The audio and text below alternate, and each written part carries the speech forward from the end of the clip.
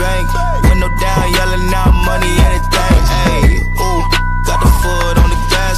Pedal to the metal when I'm getting to the back. Ayy, got the foot on the gas.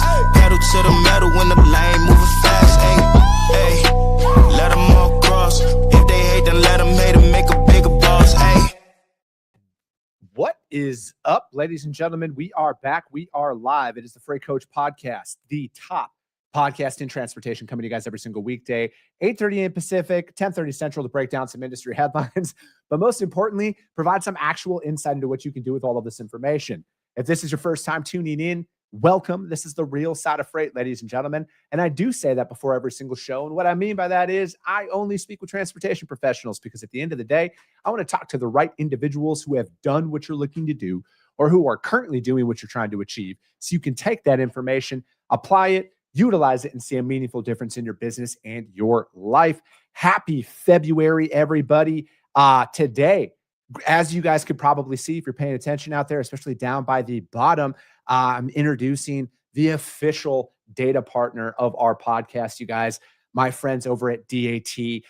They've agreed to come on board to really help us learn the freight market, right? And I've been teasing on this on the show for a while now, because like I see the headlines just like every single one of you guys do. I see all the posts out there just like each and every single one of you guys do out there. But like at the end of the day, what does all of that mean? You know, because like frankly, from my perspective, it's all irrelevant, because I got to find a way to win no matter what. Like as do everybody who watches this show.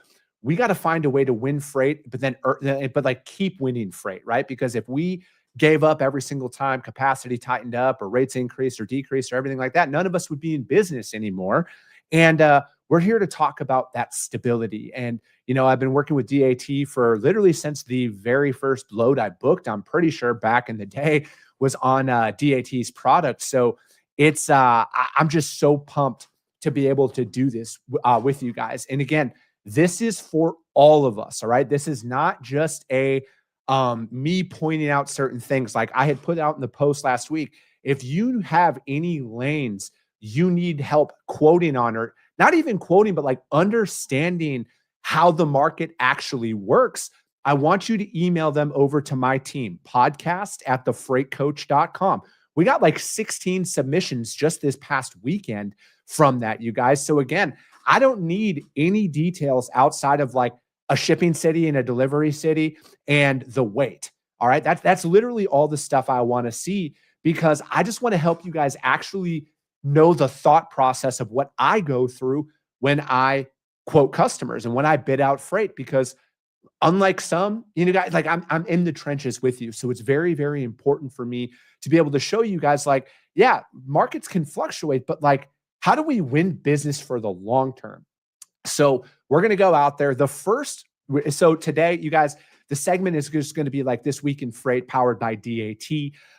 And we're going to go through. So we're going to do this 3 times a week, you guys. Today is going to be dry van. Wednesday is going to be refrigerated. And Friday is going to be flatbed. So submit your lanes that you want. And again, if you think for some reason I have the time to granularly figure out who your shippers are, which it's false. I want you guys just to put it to the nearest big city. I believe in regionally based pricing anyways. So we're going to go through and we're going to show all of that stuff out there. So if you want your lanes featured, again, I don't need anything from you guys, all right? I don't need your email address. I don't need any of that stuff. I just want to help bring clarification to you all in what goes on in the market and how we can win more business from that. So the winner, because this is the one that we kind of got the most submitted to us this weekend, is this week is what we're going to talk about from the dry van freight perspective, you guys, is going to be Atlanta, Georgia to Dallas, Texas. All right. This is a high volume lane. All right. So there is a lot of competition that goes on out there. And, you know, again, as you can see, I look at, and this is what I love about DAT's dashboard on here. All right. We can see the 7-day, the 15-day, the 90-day, and the year. And I pay attention to all of those data points as I'm going through, because I want to find where is the anomaly, right? Like as you can see out here right now, we're going from January 2025 through December of 2025. out there. So I look at that year mark and I'm like, all right, where is everything sitting? All right, there's a drop out there in February. There's a spike in May. There's a spike in June that kind of held elevated out there. And then it started to dip a little in July. It bottomed out here in August. And then it started to, it stabilized in September, and it stayed, I would say, stable in October as well as in November. And then it peaked in December. All right. It started to creep back up there. So what does that say? There's a seasonal pattern that goes along with this one. So if we go out, the spike started to happen in May and June.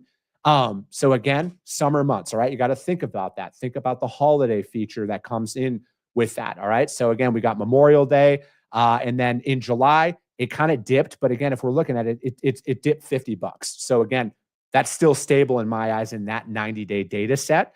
And then it bottomed out in August, and then September and October, it stayed very, very, again, within $50 of each other. So if I'm going out there and I'm moving this, there's a lot of competition that goes on this lane. And, and that's one thing to keep in mind as a broker. You're competing with large asset-based carriers who might just be repositioning their trailers for whatever reason. There's a myriad of different things. But if we're looking for the stability point that comes on with this, it did not fluctuate. It looks like it did because it jumped up to 1505 compared to 1340. So that's, $150 rate variance that we're seeing out there. So you might think like, oh my gosh, this lane jumps all over. I don't see anything outside of a couple of pockets that would show that there was a normal seasonal freight increase out there. So if I was going on, I would feel extremely confident in locking in a long-term price on this one. And especially you guys, the more of the power lane, the more of the competition, and you have to keep that into consideration. And again, another data point that I look at when I'm bidding on freight is the mileage. Okay. So if we're looking at 784 miles from Atlanta to Dallas, what does that say? Those increases that you're going to see in rates are probably going to fall on a Friday to a Monday, because again, people like to burn miles over the weekend, right? They like to run. They want to get 1,500 miles in from a Friday to a Monday. They don't want half of that. So when you're going out there and you're reading these markets, you're going to see that if you're going to fall into that 800-mile gap there, Friday to Monday is going to be or Thursday to Monday is going to be exponentially more expensive than if it ships out Monday, Tuesday, Wednesday. So take that into consideration as you're bidding, whether it's short term or long term, and going out there and trying to find that. Because again, you guys, there's a lot more stability in this lane that even the data is showing out here, because you can pick out those spikes in the market and you can actually remove that from there, where it's like, again, you're not just going to make $1 bazillion on every single load that you move out there. I wish that was the case, but it's not. So when we're going out there and we're bidding this, I'm not going to tell you exactly what to quote here because I don't want to shortchange you guys on that. But I think that you should be realistically, if you're building up the carrier base, like we talk about on this show, you should be paying anywhere from $1,350 to $1,450 on this load, 24/7, 365. That's what you should be doing based on this. And this is how I would approach it. Now, going into this year, it could be unique in how long you want to go in and potentially lock in any freight from your customers. But again, the way that the market's going to shift, you guys, and this is just not what's talked about at all out there. Like I had mentioned 6 months ago, I think brokers' margins are going to be extremely compressed during this next market swing. And it seems like the rest of the internet's starting to catch up to that right now. And I'm going to tell you exactly how this is all going to go. The power lanes, the Atlanta to Dallases are going to be the last to flip. All right. Because again, there is so much large asset competition on this. I would probably argue till I'm blue in the face that this lane, Atlanta to Dallas, will be one of the last ones to flip. It goes out from the more rural areas, and then it concentrates and rolls up into the major metropolitan areas on how the market is going to shift, right? So if you're out in those secondary markets, like 70 miles south of Atlanta and like the Macon, Georgias and stuff like that, you'll see that market shift before you'll see Atlanta shift. So pay attention to that stuff out there, you guys. And again, if you want those lanes submitted, I'm going to break this down and I'm going to show you exactly how I assess all of the freight that I bid out. All right. Again, I don't need any specifics. All I ask is if you want a lane broken down live on the show, Mondays are going to be dry vans, Wednesdays are going to be refrigerated, Friday is going to be flatbed. So all I need you to do is email my team, podcast@thefreightcoach.com. In the title of the email, just put dry van, reefer, or flatbed so we know what day to break this down on the show for. Again, I don't need any more details than that. I just want you guys to understand that if there's a shift happening, we have to get ahead of it.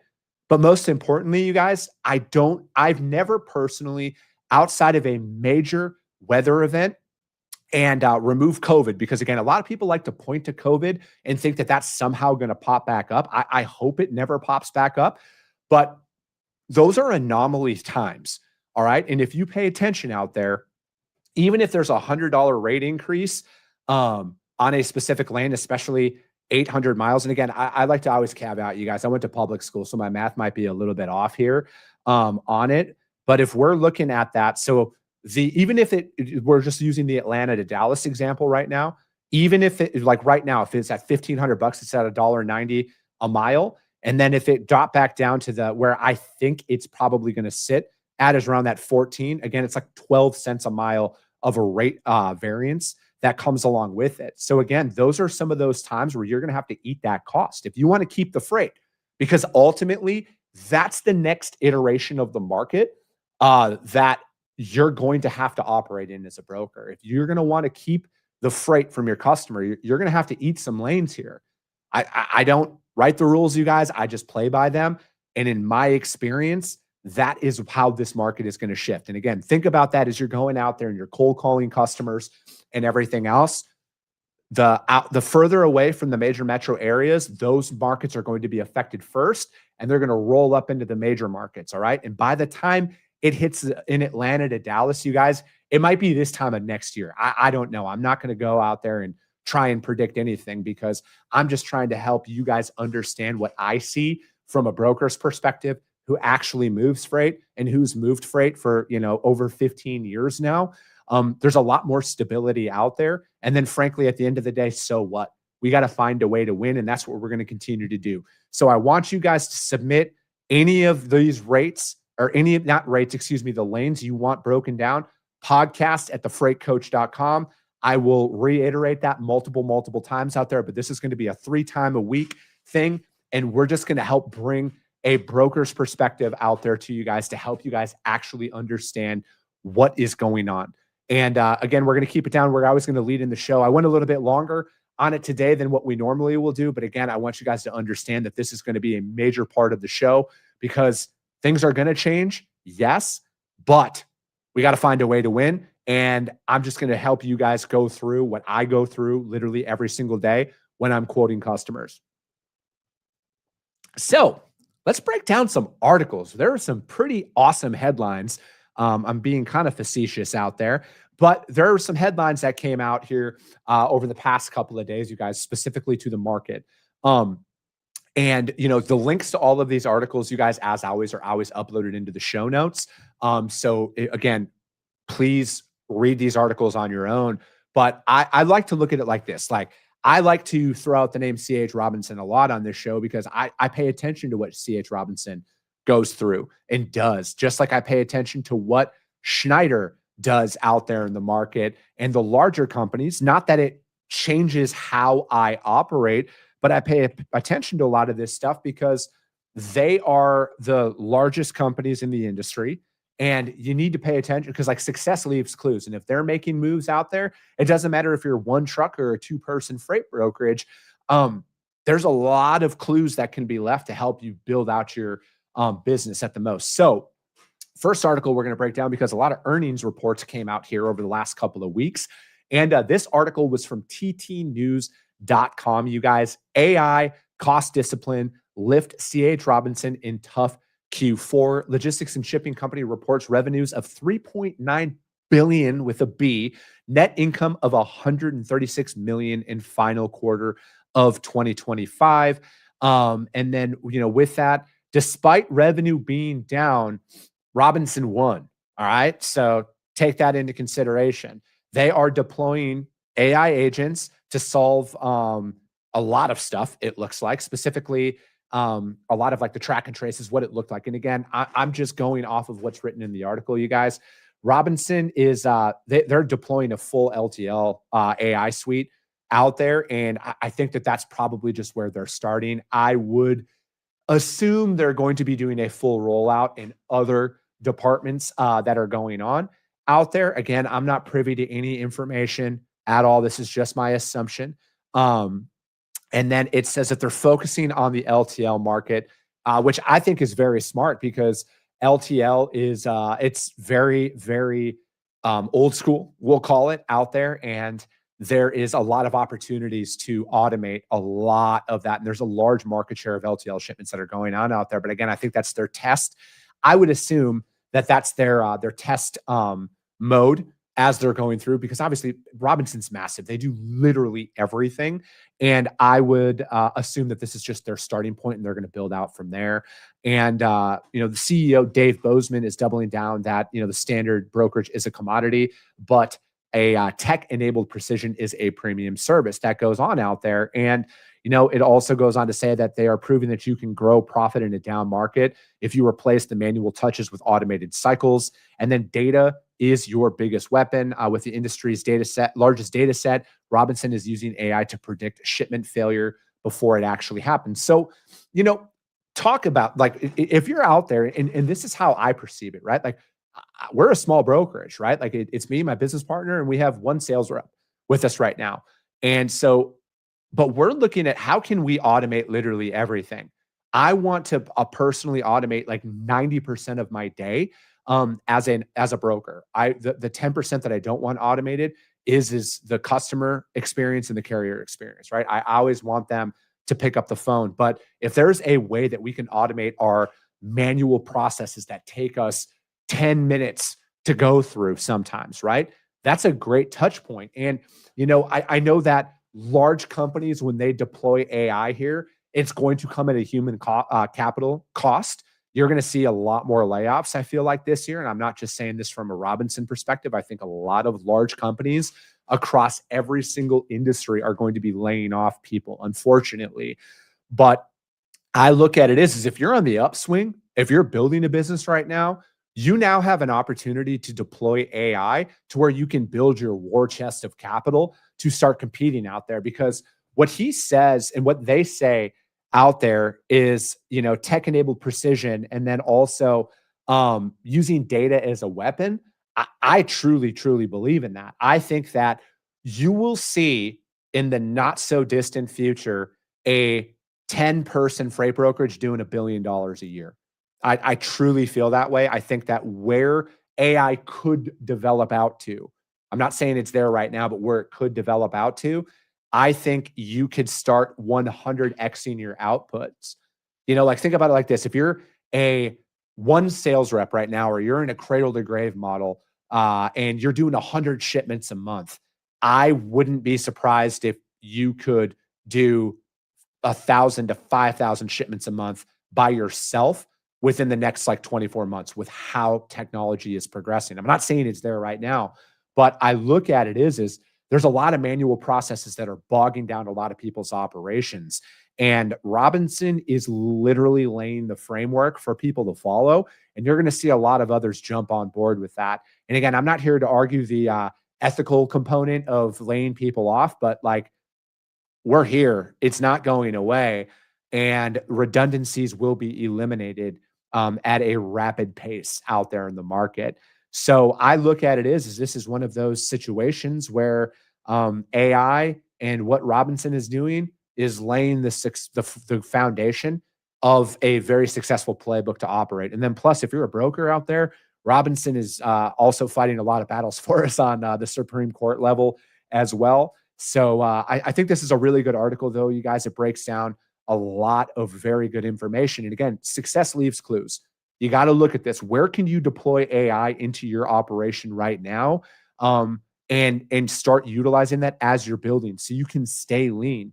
Because that's what we're looking to do. We're looking to stay as lean as possible for as long as possible in our operations, and we're looking to automate in every area we possibly can, because we're bootstrapping everything, right? We're dollar in, dollar out. We got to maximize our profits in every way we possibly can while we're building up, because we got to build, a war chest of capital to be able to compete out there in the market. Because, I mean, Robinson probably spends in a month on coffee when my company grossed last year in top line revenue, right? So that's just what you're up against. But that article, you guys, ttnews.com, AI cost discipline lifts C.H. Robinson in a tough Q4. Next article we are going to break down. This one was from the JOC. Schneider Q4 profit weakens, but company pins hopes on capacity exits, Schneider's Q4 profits dropped significantly, 32% dip, but the story isn't the loss, it's the forecast. Mark Rourke is calling for a massive capacity exit driven by the USDOT cracking down on non-domiciled CDLs and language proficiencies. And they are also, they had mentioned in the article, because there's a leadership transition, it looks like Jim Filter is taking over for Mark Rourke at that time. Schneider expects capacity to drop greater than the ELD mandate because of the new compliance hammers from the FMCSA, which I think that, again, I've broken that specific topic down on this show a lot. I think there's a lot yet to be seen on how big of a ripple effect it could have. But this current administration is not slowing down with anything. They are trying to uncover as many people who are not supposed to be here as possible. Like there's just no other way to spin it. And it seems that there's a lot of carriers out there in the market that are anticipating that drive could flip the balance, right? Because again, freight is as simple as this. It is supply and demand, all right? As simple as that. We don't need to make it any more complex than that. But if there's more trucks than there is freight, rates for drivers are going to be down. But if there is more freight than there is trucks, rates for drivers are going to go up at that time. So I think that there's a lot of companies that are kind of banking on that being the reality throughout 2026. I'm not going to be bold and say it's going to be by a specific date and time, but I know that there's a lot of companies that are relying on that to potentially stabilize their earnings that are out there. And then I will, it talked about the December blip, right? And, again, in a normal freight market, which I think we saw back in December with weather events and everything else, capacity kind of dried up around the holidays, and there was a pretty large increase in spot rates that went up out there, right? So that just shows how close the equilibrium potentially is out there, right? So keep that into consideration as we are going into the year. It could be one major weather event or one major crackdown away from a significant portion of the capacity leaving. But I think that time in December was just that. It was just a blip. It was a seasonal push as it didn't sustain. And like I was saying back in December, pay attention throughout late January and mid-February, because if rates stayed elevated during that time frame, non-weather event related, then you could probably say that a market shift was in the process of happening. But it did drop back down, and that's just another data point that a lot of people are talking about right now. I think though that, another thing they were talking about in there is the gray market on the CDL crackdown, which again, I think is a good thing. We don't want people who are not qualified to drive or have the right licenses to be driving. I think it's as simple as that. And I agree with the current administration and their crackdown on that, because like we can't punish the good guys, like we have to make this and get rid of that, right? Like there has to be a hard line with a lot of that. And then they also talked about how they are slowing fleet expansion, but increasing tech spend, buying the efficiencies that they cannot find in the market. So again, if you're out there, and I've had some equipment finance guys on the show, my friend James Courier, he comes on here a lot. Like these are those things to pay attention to, right? And you saw a lot of it back in the COVID equipment crunch time, when a lot of the large carriers were liquidating a lot of their equipment out there. And it looks like, based on just what the article is saying, I'm not saying that this is what Schneider's doing. They're going to probably increase the life cycle of their equipment to try and, again, increase profitability in any way that they possibly can, because it's a capital intensive game when you're owning trucks and trailers out there, and you got to bring on the ROI as much as you possibly can. But that article, you guys, was from JOC.com. Schneider's Q4 profits weakens, but company pins hopes on capacity exits. And, I will say this. I think that the carriers even the brokers, the ones that are out there doing it right, I think that there might be a potential golden age for a lot of us here coming up in the next 12 to 24 months. I use that broad of a time frame because I think there's a lot that could happen, and it could potentially continue to stay dormant like it is out there. But I think that the longer you can hold out and you're doing the right thing, I think you're going to be rewarded in ways that you never thought were possible here coming up in the next freight swing. But let's third and final article here. We will jump into this is fleetowner.com. How finding and being a mentor can boost your trucking career. And this, to me, you guys, is such a vital piece in business. I am very, very fortunate to be in a group called the Arete Syndicate. It's a group of entrepreneurs. You have to apply to get in. And the knowledge that you can get from having a mentor. And I've befriended some people that I'm so grateful for their friendship because they've done what I'm looking to do, right? And I can go to them to talk about potential moves that I'm looking to make inside of my business. And that is one of those situations where it's invaluable as you're going on and you're trying to scale your operation. It's invaluable to learn from people who are doing what you are. Sorry, I think my mic. Check. It's invaluable to get in touch with people who are out there doing everything that you are looking to do. And talking about mentors that are in the industry, it's very important to go out there and get with people who are who've walked that path, right? Like, it's very easy to posture online today and look and act like you've done stuff that you've never actually done before. And I think it's so important that, you do your due diligence, just like you're out there vetting anybody in your life. I think that especially when it comes down to a mentor, it's very important to make sure that they are who they say they are. Like, I look at it like this, a very quick thing is if you can't Google them and find them outside of their consulting website, like, I don't know if I'd want to hire them. Like, I want to hire people who are easily findable online. Like, there's their building, there's their products that they actually sell, there's the service they actually provide, and do your due diligence on that, right? Because it's very easy to posture in a way that you did a bunch of cool stuff because you can go rent some exotic cars and take a couple of photos. But it's also very easy to eliminate a lot of those individuals if you cannot find anything other than their coaching or their social media about what they've done, because exits are very well publicized right now. Capital raises are very well publicized right now. So you got to go a step further and make sure, because otherwise you're going to get caught in and you're going to be spending thousands of dollars of your money. That might be your last couple $1,000s because you chose the wrong mentor. So there's a flip side to this, right? But there's a top-notch side of this as well, where the right mentors are invaluable to your business success. So I would definitely highly recommend that. That article came from fleetowner.com, how finding and being a mentor can boost your trucking career. Because again, you guys, and that's just who I am as a person. I learn from people who have done the work that they're talking about. All right. That's just the way that my brain is wired. I have to hear from the people who've done it. I can't listen to somebody who's just talking in theory. No offense to them, but if it worked, you'd be out there doing it in the real world, right? Otherwise, you wouldn't be sitting behind a computer screen.